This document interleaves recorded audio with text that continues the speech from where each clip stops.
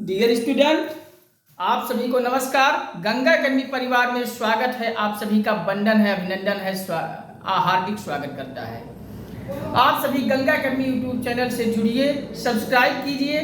Subscribe करके बगल में रेड वाली घंटी भी दबा के आप सब बेल को ऑल पे सेट कर लीजिएगा। लाइक शेयर कमेंट से हम सभी को मोटिवेट कीजिए, कमेंट कीजिए।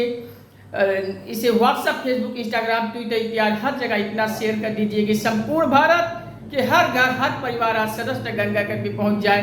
आप सभी के साथ गंगा अकेडमी परिवार में आज एक और नए अध्यापक, जो धुआंधार अध्यापक के तौर पे हमारे साथ मौजूद हैं, मिस्टर जयप्रकाश उपाध्याय जी। ये आप सभी के सामने उपस्थित हैं। ये आप सभी को जीएस के महत्वपूर्ण बिंदु पर फोकस करेंगे और जीएस को इस तरह से आप सभी को रटवाएंगे कि कभी भी आपके दिमाग से कभी भूलेगा नहीं। तो चलिए हम ज़्यादा समय नहीं वेस्ट करते हैं, मिस्टर जयप्रकाश उपाध्याय जी से आप सब परिचित होइए। चलिए सर। बच्चों बीच बीच में इसको बंद करके रहिएगा, नहीं तो सूख जाता है। किसी भी विषय वस्तु का किसी भी विषय की पूर्ण जानकारी के लिए आवश्यक होता है कि उसके तथ्यों को पहले समझ लिया जाए। इसी के क्रम में पहले मैं इतिहास के टॉपिक को उठाता हूँ और उसके तथ्यों को स्पष्ट करने का पूर्ण प्रयास करता हूँ।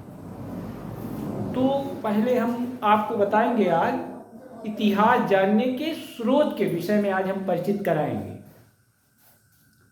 इतिहास जानने के स्रोत, इतिहास जानने की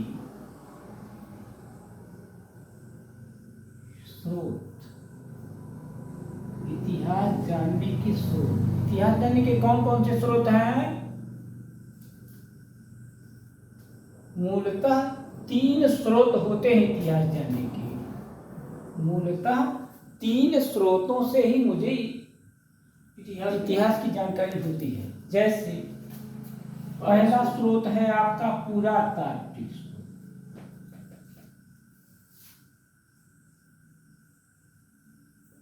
दूसरा आपका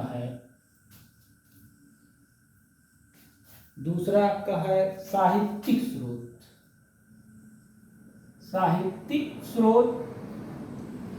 और तीसरा होता है बच्चों विदेशी यात्रियों का विवरण।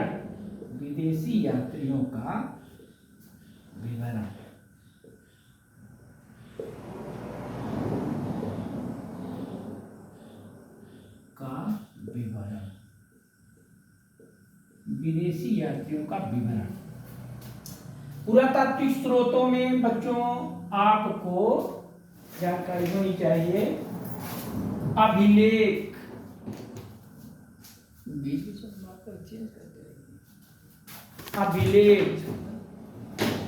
शिलालेख,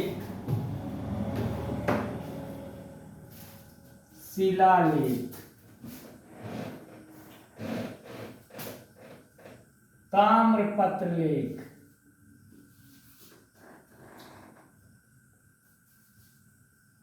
भोजपत्र लेख,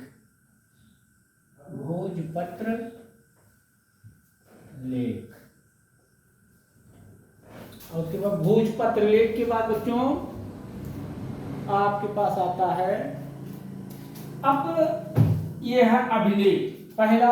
इसके साहित्यिक स्रोतों में बच्चों, साहित्यिक स्रोतों की जानकारी आपको 2 स्रोतों से होती है। एक होता है ब्राह्मण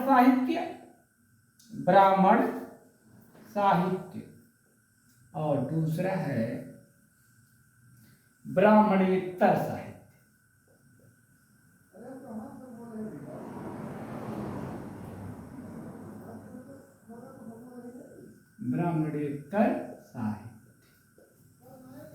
ब्राह्मण साहित्य में आपका आ जाता है बच्चों वेद,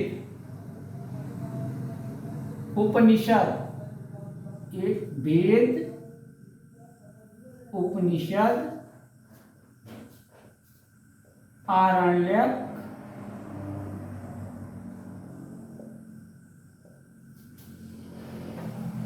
स्मृति ग्रंथि, स्मृति ग्रंथ और आपका स्मृति ग्रंथ पुराण एक्सेट्रा, ये चीज आता है। अब ब्राह्मणेतर साहित्य में क्या आता है बच्चों? दो साहित्य है, एक बौद्ध साहित्य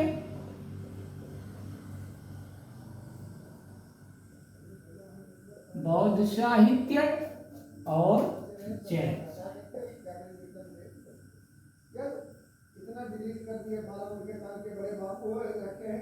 बौद्ध साहित्य और जैन साहित्य।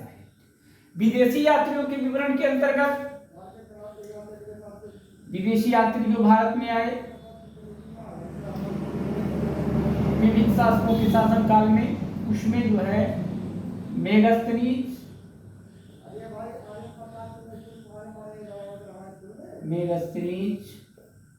प्लिनी, फाहियान, हुएंगसांग,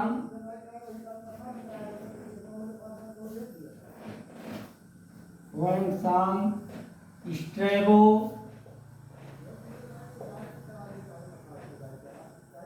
मध्यकाल में भी आए, जैसे अलबरूनी आया। अलबरूनी का जो विवरण है, अब्दुल रज्जाक का जो विवरण है, अब्दुल रज्जाक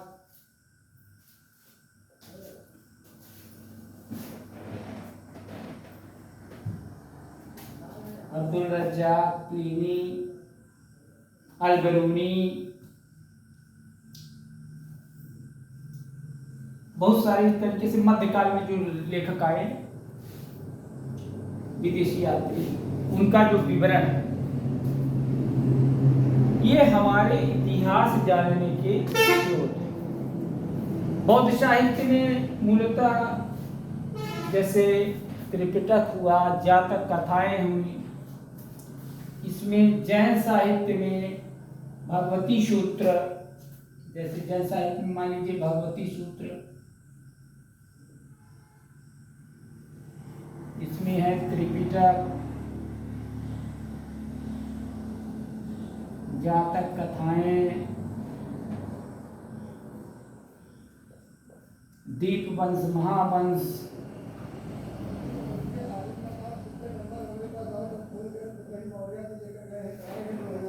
ये आपको अभिलेख जो होता है, अभिलेख अभिजनों द्वारा लिखाया जाता था। जो दरबारी अभिजनों द्वारा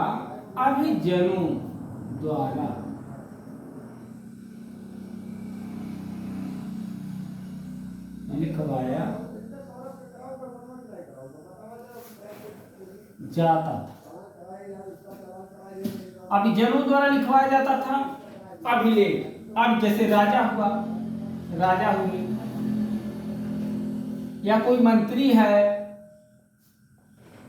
प्रधानमंत्री है राजा का, इसके द्वारा जो लिखाया जाता था, ये विशिष्ट वर्ग का लेख था। अभिलेख क्या था? विशिष्ट वर्ग का लेख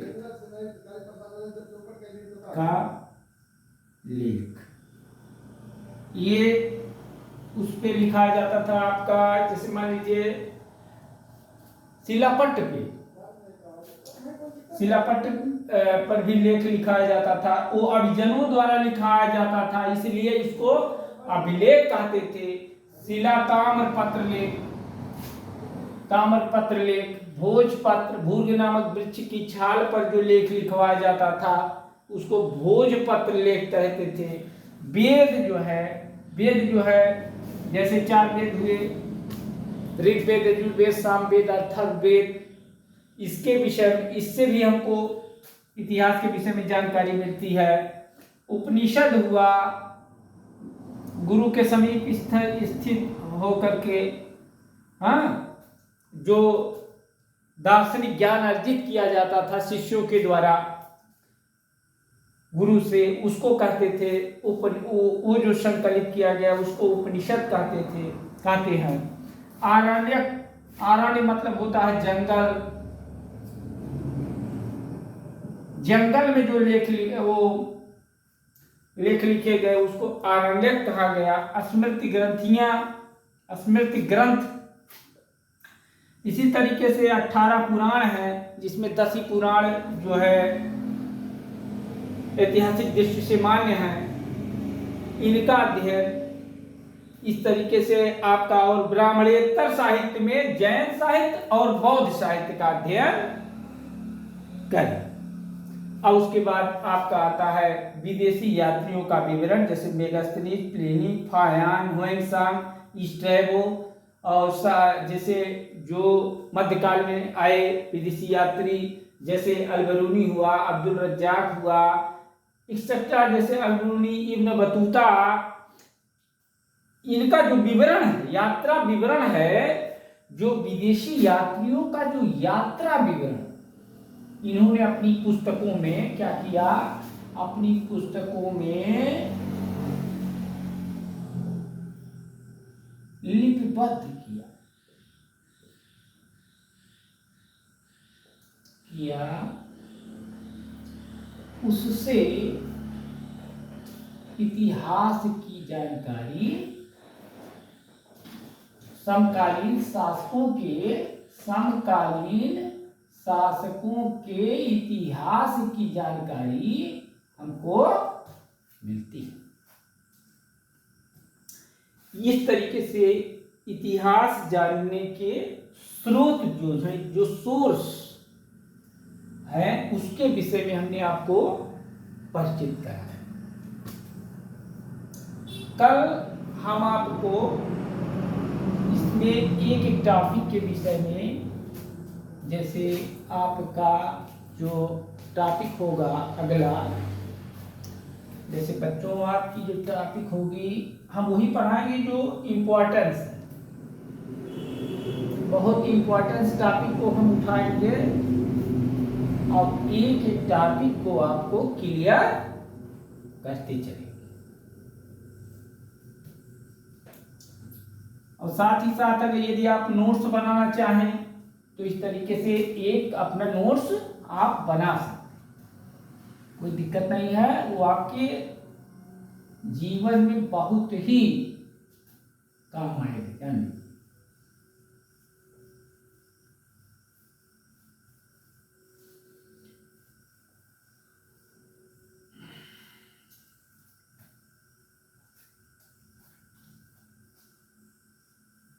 जो अध्ययन की विषय वस्तु होगी वो हम किस क्रम में अध्ययन करेंगे टॉपिक्स का, इससे हम आपको परिचित करा दें।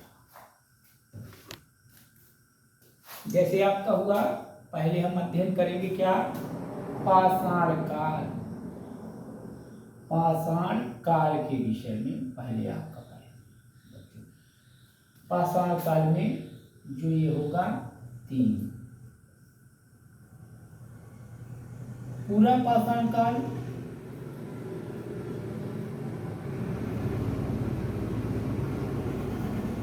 मध्य पाषाण काल,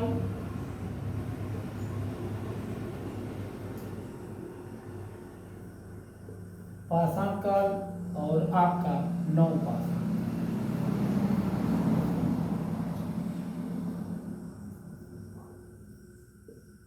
पूरा पाषाण काल, मध्य पाषाण काल और नव पाषाण काल।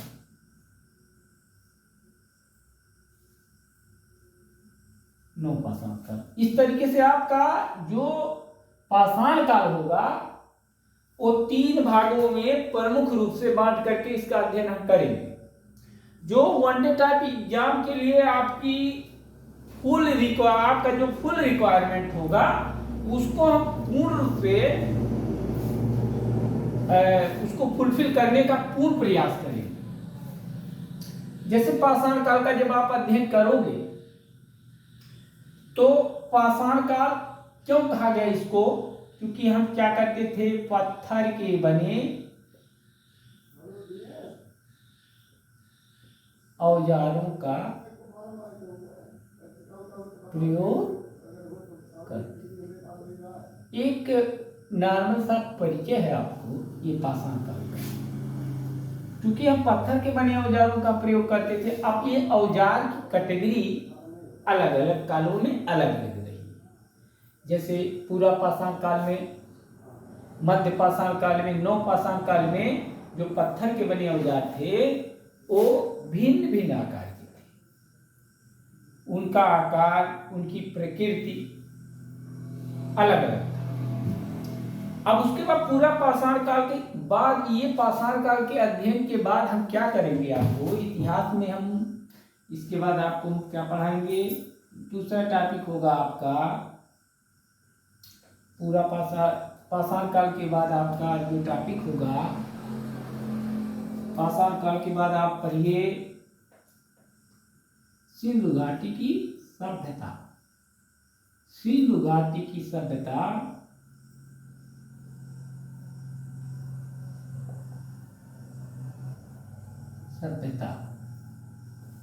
सिंधु घाटी की सभ्यता अर्थात Indus valley civilisation. Indus valley civilisation जो होगा, अब विश्व की सभी सभ्यताएं नदियों की घाटियों में विकसित हुई, क्योंकि जो जीवन की आधारभूत आवश्यकताएं थी वो नदियों की घाटियों में ही विकसित हुई। इसलिए जो विश्व की अधिकांश सभ्यताएं, जैसे मेसोपोटामिया की सभ्यता, सिंधु घाटी की सभ्यता, विश्व की लगभग सभी सभ्यताएं नदियों की घाटियों में विकसित हुई। तो हम जो हमारे परीक्षा पॉइंट ऑफ व्यू से इंपॉर्टेंस है वो सिंधु घाटी की सभ्यता ही है। कोई भी ऐसा एग्जाम नहीं है जो सिंधु घाटी सभ्यता से जहाँ से क्वेश्चन पूछा न जाता हो, पाषाण काल से एक दो क्वेश्चन ना उठते हो, आता है आपका। तीसरा टॉपिक पढ़ेंगे हम वैदिक काल, जरूर पूछा जाता है, वैदिक कालीन सभ्यताएं।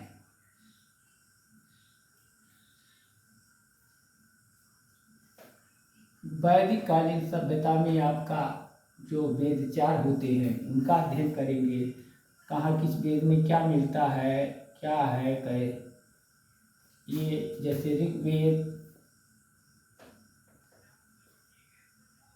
यजुर्वेद, सामवेद,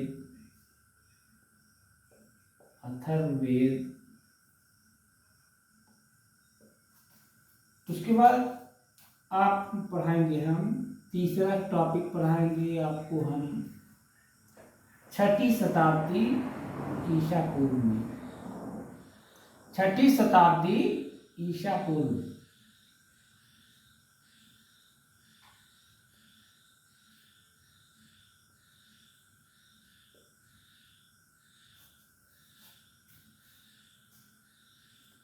ईसा पूर्व में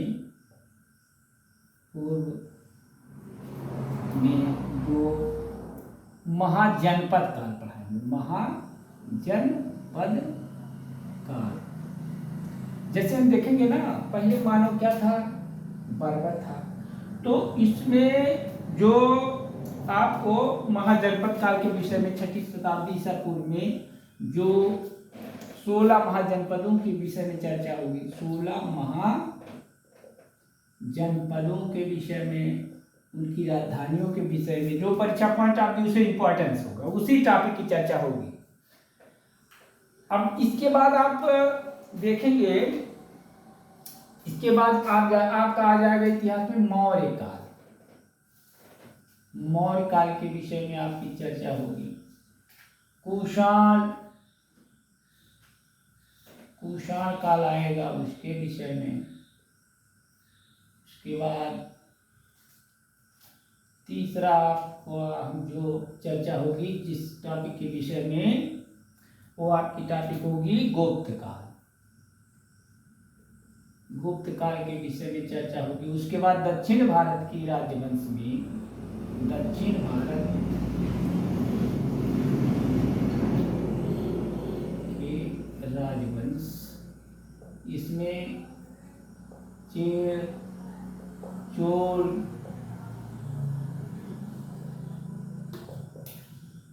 खांड,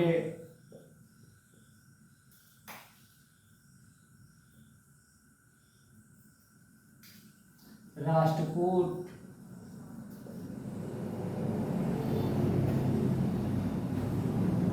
चालुक्य,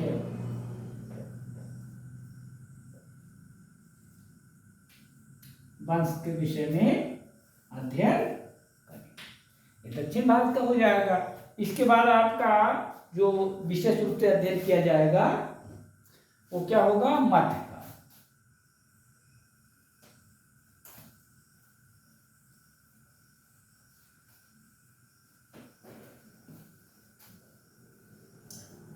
मध्यकाल के अंतर्गत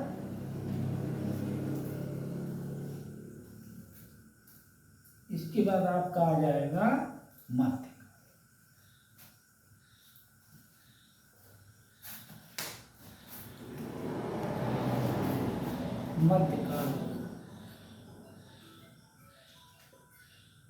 मध्यकाल में हम अरबों के आक्रमण के विषय में, अरबों के आक्रमण के, अरबों के आक्रमण के विषय में, अरबों के आक्रमण के विषय में चर्चा करेंगे। अरबों का आक्रमण, प्राइवेट वाले। उसके बाद आपका 1206 से मोहम्मद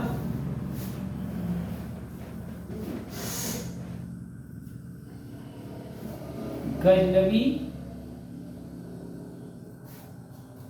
का आक्रमण,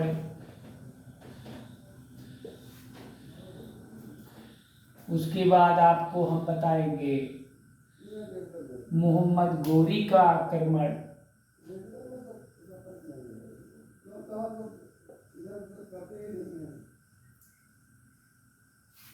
मोहम्मद गोरी के आक्रमण के बाद आपको हम चर्चा करेंगे 1206 से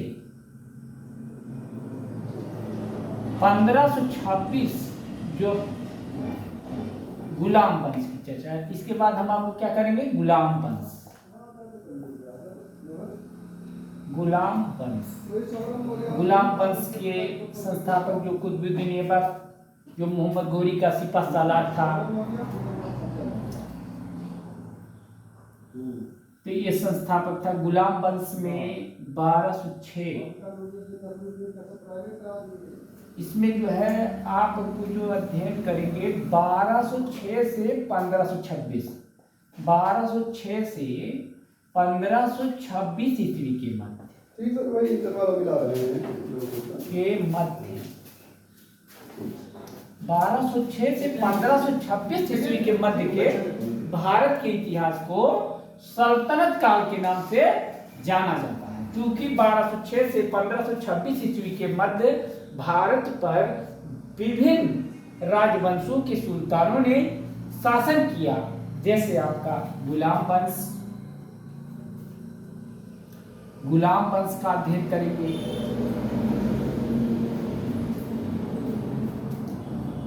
गुलाम वंश, उसके बाद गुलाम वंश के बाद आप जो अध्ययन करेंगे गुलाम वंश, उसके बाद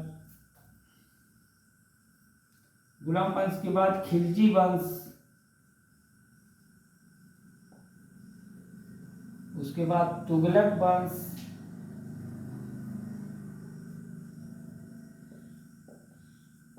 उसके बाद आप सैयद वंश, उसके बाद आप अध्ययन करेंगे लोधी वंश। गुलाम वंश का संस्थापक ये कुतुबुद्दीन ऐबक था, कुतुबुद्दीन ऐबक। खिलजी वंश का संस्थापक जलालुद्दीन फिरोज खिलजी।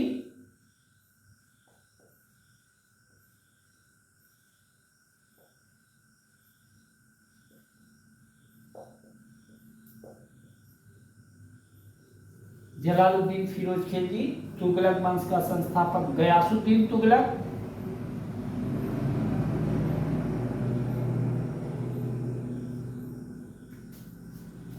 गयासुद्दीन तुगलक,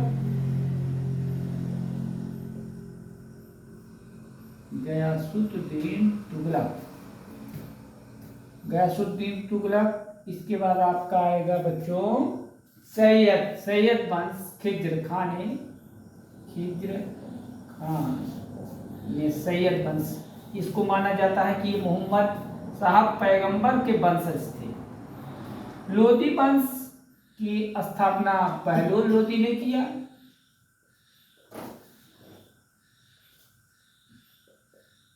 ये आपका क्रमिक 1206 से 1526 का अध्ययन इस तरीके से करेंगे। इसके बाद बच्चों हम जो है 1526 से 1707 तक भारत का इतिहास पढ़ेंगे।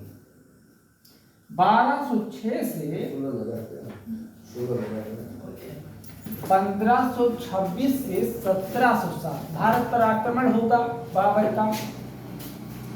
भारत पर जब बाबर का आक्रमण होगा तो 1526 से 1707 ये जो बीच का क्रम है इसको हम कहेंगे मुगल काल। मुगल काल। इसके बाद उसके उत्तराधिकारी कमजोर हो गए तो 1707 से 1858 तक ये जो इतिहास होगा इसका भी अध्ययन करेंगे। ये भी मुगल काल के ही अंतर्गत आएगा। ये भी मुगल काल के ही अंतर्गत, ये 1858-57 तक आएगा, जब तक क्रांति नहीं हो जाती। ये मुगल काल के अंतर्गत ये पूरा अध्ययन। मुगल काल में हम बाबर के विषय में पढ़ेंगे। बाबर, उसके बाद बाबर के बाद हुमायूं मुगल वंश का संस्थापक ये था। मुगल वंश का, मुगल काल, मुगल वंश का संस्थापक, मुगल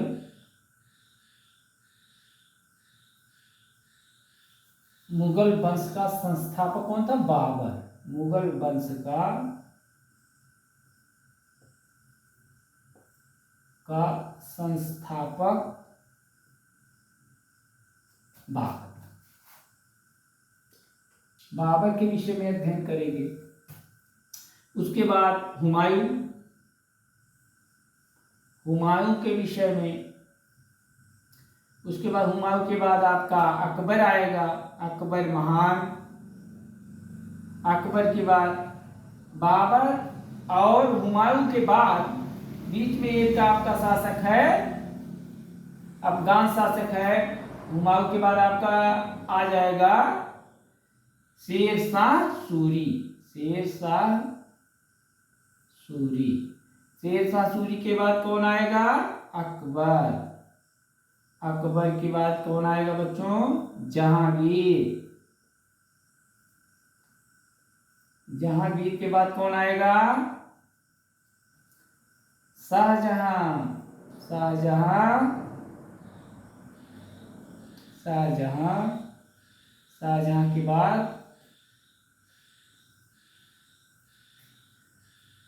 के बाद औरंगजेब।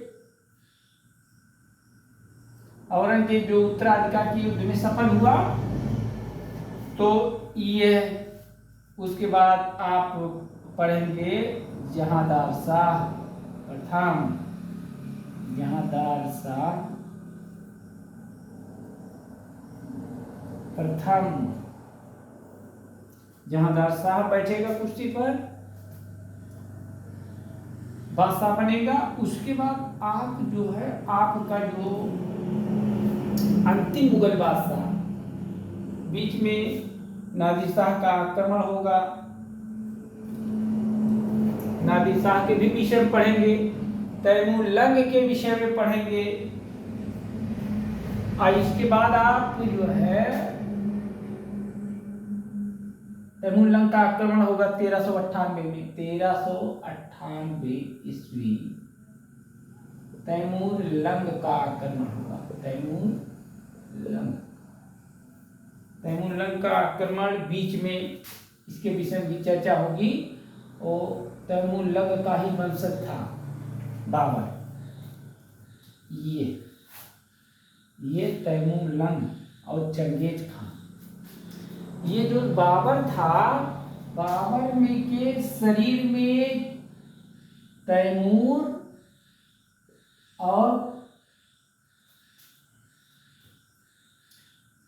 के साथ साथ तैमूर लंग के वंश का इसमें खून था इसके शरीर में। तैमूर लंग और जो है तैमूर लंग के साथ साथ, ठीक है बच्चों। तो यहाँ तैमूर लंग का आक्रमण 1398 में हुआ, इसको समझ लीजिए। और आगे चर्चा करेंगे हम आपको तैमूर लंग के विषय में, और बाबर के विषय में विस्तृत चर्चा होगी। तो इसके बाद आप देखिए आपका हुमायूं, बाबर, हुमायूं, शेरशाह सूरी, अकबर, जहांगीर, शाहजहां, औरंगजेब, जहांदार शाह प्रथम और बहादुर शाह जफर। और उसके बाद बहादुर शाह जफर के बाद 1857 की क्रांति आई। तो उसके बाद हम रेगुलेटिंग एक्ट पढ़ेंगे, 1858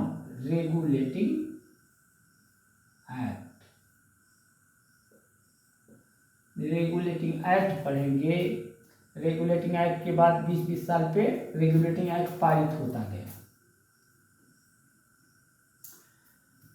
तो इसके बाद आधुनिक काल का अध्ययन, यहाँ के बाद 1707 के बाद हम इधर आधुनिक काल का अध्ययन शुरू करते हैं। उत्तर मुगल काल से ही आधुनिक काल का इतिहास,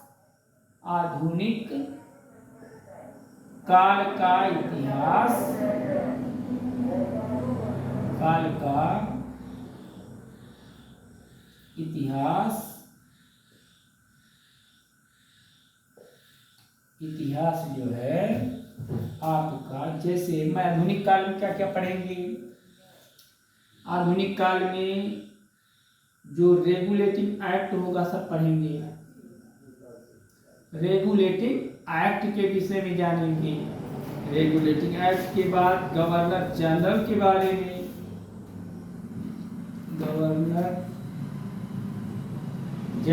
बारे में, उसके बाद तीसरा हम आपका पढ़ेंगे गवर्नर जनरल के बाद आप पढ़िए। और जो इम्पोर्टेंट टॉपिक होता है पुनर्जागरण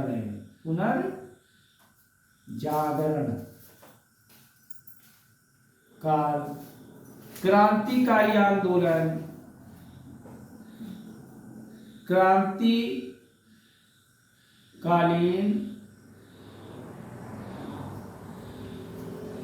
क्रांतिकारी आंदोलन।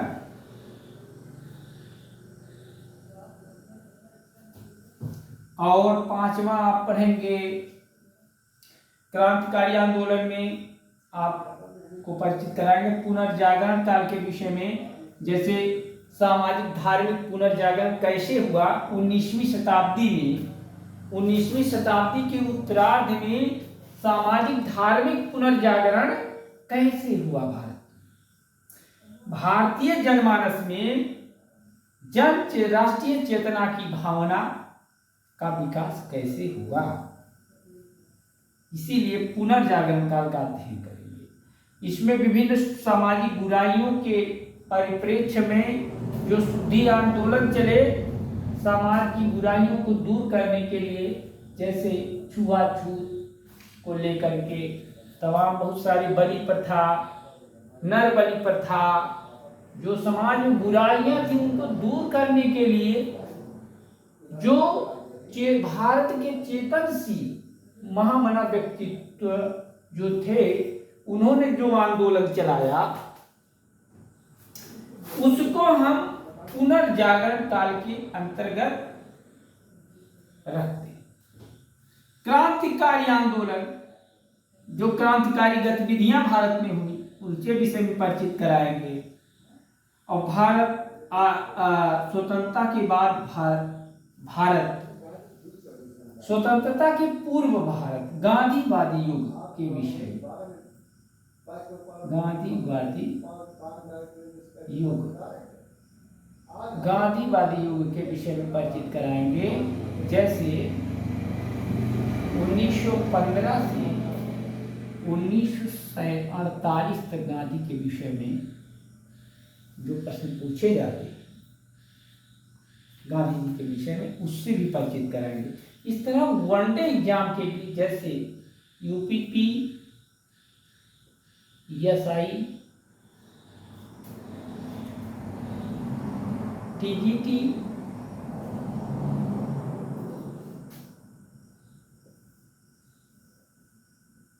ये ऑल वनडे एग्जाम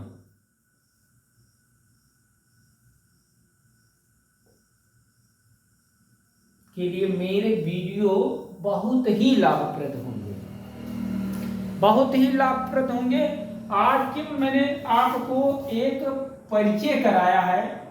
जब आपका क्लास चलेगा तो आपको समझ में आएगा कि हाँ सर क्या कह रहे थे और क्या हुआ।